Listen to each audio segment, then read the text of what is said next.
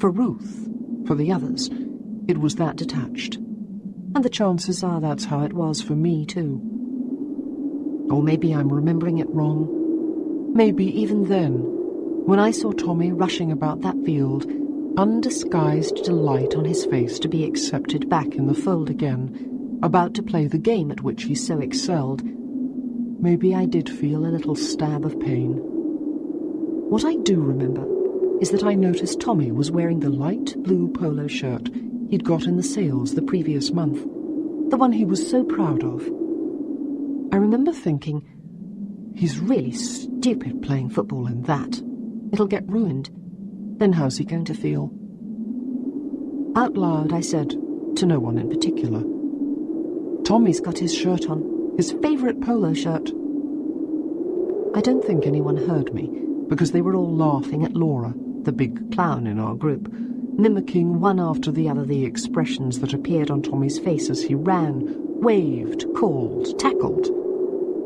The other boys were all moving around the field in that deliberately languorous way they have when they're warming up. But Tommy, in his excitement, seemed already to be going full pelt. I said, louder this time, he's going to be so sick if he ruins that shirt. This time Ruth heard me, but she must have thought I'd meant it as some kind of joke, because she laughed half-heartedly, then made some quip of her own. Then the boys had stopped kicking the ball about, and were standing in a pack in the mud, their chests gently rising and falling, as they waited for the team picking to start. The two captains who emerged were from Senior 3, though everyone knew Tommy was a better player than any of that year. They tossed for first pick, then the one who'd won stared at the group. "Look at him," someone behind me said. "He's completely convinced he's going to be first pick. Just look at him." There was something comical about Tommy at that moment. Something that made you think, well, yes, if he's going to be that daft, he deserves what's coming. The other boys were all pretending to ignore the picking process, pretending they didn't care where they came in the order. Some were talking quietly to each other, some retying their laces, others just staring down at their feet as they trammelled the mud. But Tommy was looking eagerly at the Senior 3 boy, as though his name had already been called. Laura kept up her performance all through the team picking, doing all the different expressions that went across Tommy's face. The bright, eager one at the start, the puzzled concern when 4 picks had gone by and he still hadn't been chosen, the hurt and panic as it began to dawn on him what was really going on. I didn't keep glancing round at Laura, though, because I was watching Tommy. I only knew what she was doing because the others kept laughing and egging her on. Then, when Tommy was left standing alone, and the boys all began sniggering, I heard Ruth say, "It's coming. Hold it. 7 seconds. 7, 6, 5. She never got there. Tommy burst into thunderous bellowing, and the boys, now laughing openly, started to run off towards the south playing field. Tommy took a few strides after them. It was hard to say whether his instinct was to give angry chase, or if he was panicked at being left behind. In any case, he soon stopped and stood there, glaring after them, his face scarlet. Then he began to scream and shout, a nonsensical jumble of swear words and insults. We'd all seen plenty of Tommy's tantrums by then, so we came down off our stools and spread ourselves around the room. We tried to start up a conversation about something else, but there was Tommy going on and on in the background, and although at first we just rolled our eyes and tried to ignore it, in the end, probably a full 10 minutes after we'd first moved away, we were back up at the windows again. The other boys were now completely out of view, and Tommy was no longer trying to direct his comments in any particular direction. He was just raving, flinging his limbs about, at the sky, at the wind, at the nearest fence post. Laura said he was maybe rehearsing his Shakespeare. Someone else pointed out how each time he screamed something he'd raise one foot off the ground, pointing it outwards, like a dog doing a pee. Actually, I'd noticed the same foot movement myself. But what had struck me was that each time he stamped the foot back down again, flecks of mud flew up around his shins. I thought again about his precious shirt, but he was too far away for me to see if he'd got much mud on it. I suppose it is a bit cruel, Ruth said, the way they always work him up like that. But it's his own fault. If he learned to keep his cool, they'd leave him alone. They'd still keep on at him, Hannah said. Graham Kay's temper's just as bad, but that only makes them all the more careful with him. The reason they go for Tommy's because he's a layabout. Then everyone was talking at once, about how Tommy never even tried to be creative, about how he hadn't even put anything in for the spring exchange. I suppose the truth was, by that stage, each of us was secretly wishing a guardian would come from the house and take him away. And although we hadn't had any part in this latest plan to rile Tommy, we had taken out ringside seats, and we were starting to feel guilty. But there was no sign of a guardian, so we just kept swapping reasons why Tommy deserved everything he got. Then, when Ruth looked at her watch and said even though we still had time, we should get back to the main house, nobody argued. Tommy was still going strong as we came out of the pavilion.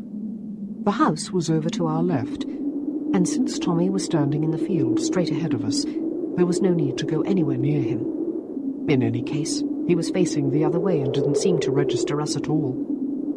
All the same, as my friends set off along the edge of the field, I started to drift over towards him. I knew this would puzzle the others, but I kept going, even when I heard Ruth's urgent whisper to me to come back. I suppose Tommy wasn't used to being disturbed during his rages, because his first response when I came up to him was to stare at me for a second, then carry on as before. It was like he was doing Shakespeare, and I'd come up onto the stage in the middle of his performance. Even when I said, "Tommy, your nice shirt, you'll get it all messed up," there was no sign of him having heard me. So I reached forward and put a hand on his arm. Afterwards, the others thought he'd meant to do it, but I was pretty sure it was unintentional. His arms were still flailing about, and he wasn't to know I was about to put out my hand. Anyway, as he threw up his arm, he knocked my hand aside and hit the side of my face. It didn't hurt at all, but I let out a gasp, and so did most of the girls behind me. That's when, at last, Tommy seemed to become aware of me, of the others, of himself, of the fact that he was there in that field behaving the way he had been, and stared at me a bit stupidly. "Tommy," I said quite sternly, "there's mud all over your shirt." "So what?" he mumbled. But even as he said this, he looked down and noticed the brown specks, and only just stopped himself crying out in alarm. Then I saw the surprise register on his face that I should know about his feelings for the polo shirt. "It's nothing to worry about," I said, before the silence got humiliating for him. "It'll come off. If you can't get it off yourself, just take it to Miss Jody." He went on examining his shirt, then said grumpily, "It's nothing to do with you anyway." He seemed to regret immediately this last remark and looked at me sheepishly, as though expecting me to say something comforting back to him. But I'd had enough of him by now, particularly with the girls watching, and for all I knew, any number of others from the windows of the main house. So I turned away with a shrug and rejoined my friends. Ruth put an arm around my shoulders as we walked away. "At least you got him to pipe down," she said. "Are you okay? Mad animal." Chapter 2. This was all a long time ago, so I might have some of it wrong, but my memory of it is that my approaching Tommy that afternoon was part of a phase I was going through around that time, something to do with compulsively setting myself challenges, and I'd more or less forgotten all about it when Tommy stopped me a few days later. I don't know how it was where you were, But at Hailsham we had to have some form of medical almost every week, usually up in room 18 at the very top of the house, with stern Nurse Tricia, or Crowface as we called her. That sunny morning a crowd of us was going up the central staircase to be examined by her, while another lot she'd just finished with was on its way down. So the stairwell was filled with echoing noise, and I was climbing the steps head down, just following the heels of the person in front, when a voice near me went, "Kath?" Tommy, who was in the stream coming down, had stopped dead on the stairs with a big, open smile that immediately irritated me. A few years earlier, maybe, if we ran into someone we were pleased to see, we'd put on that sort of look. But we were 13 by then, and this was a boy running into a girl in a really public situation. I felt like saying, "Tommy, why don't you grow up?" But I stopped myself and said instead, "Tommy, you're holding everyone up, and so am I." He glanced upwards, and sure enough the flight above was already grinding to a halt. For a second he looked panicked. Then he squeezed himself right into the wall next to me so it was just about possible for people to push past. Then he said, "Kath, I've been looking all over for you. I meant to say sorry. I mean, I'm really, really sorry. I honestly didn't mean to hit you the other day. I wouldn't dream of hitting a girl, and even if I did, I'd never want to hit you. I'm really, really sorry." "It's okay. An accident, that's all." I gave him a nod and made to move away. But Tommy said brightly, "The shirt's all right now, it all washed out." "That's good. It didn't hurt, did it, when I hit you?" "Sure. Fractured skull, concussion, the lot. Even Crowface might notice it. That's if I ever get up there. But seriously, Kath, no hard feelings, right? I'm awfully sorry. I am, honestly." At last I gave him a smile and said with no irony, "Look, Tommy, it was an accident, and it's now 100% forgotten. I don't hold it against you one tiny bit." He still looked unsure, but now some older students were pushing behind him, telling him to move.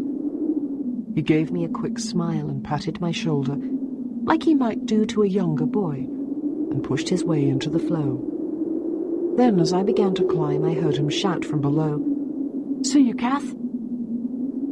I'd found the whole thing mildly embarrassing, but it didn't lead to any teasing or gossip, and I must admit, if it hadn't been for that encounter on the stairs, I probably wouldn't have taken the interest I did in Tommy's problems over the next several weeks.